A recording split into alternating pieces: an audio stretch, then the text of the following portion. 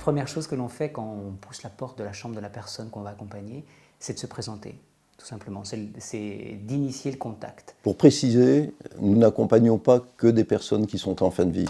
Entrer dans la chambre, s'approcher d'elle, je me présente, bonjour, je suis François, je suis bénévole.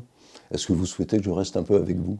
C'est presque une communication non verbale, c'est la façon dont on va se tenir, c'est les sourires qui vont s'échanger ou pas, pour pouvoir bien comprendre si on doit accompagner ou si on doit s'éclipser. Et ensuite,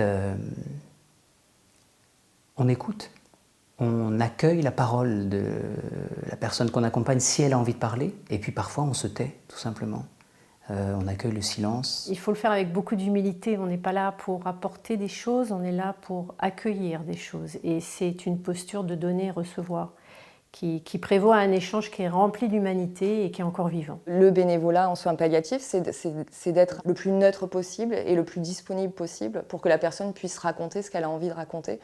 Après, il y a des témoignages, mais il y a aussi des personnes qui sont en colère, il y a aussi des personnes qui sont tristes. On a envie de ne pas être intrusif, donc on essaye d'être discret, de ne pas poser des questions sur ce qu'on peut voir, que ça vienne en fait de la personne. Il faut s'adapter aux circonstances, c'est-à-dire que je trouve qu'aussi il faut avoir du feeling. Il faut vraiment être à l'écoute de l'autre, pas forcément que la parole, mais aussi ce qu'il y a derrière. Ça change à chaque fois, donc on s'adapte et on est le plus attentif possible.